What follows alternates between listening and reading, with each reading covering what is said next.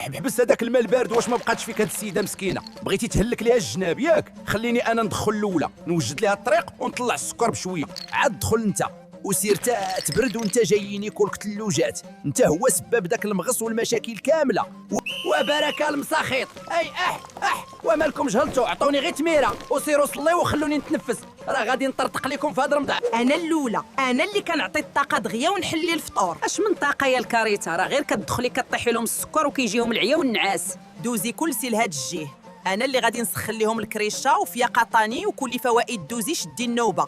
واش من نيتكم كتشربوني مع 3 الصباح؟ انا راه غادي غير نعصر لكم الكلاوي ونطير النعاس. انا راه عارف راسي عزيز وتربيتوا عليا، ولكن حسن لكم شربوا كويس د الماء وخلوني انا تا المورا الفطور، وبلاتي حتى يبرد راه المعده مازال سخونه كتحلم.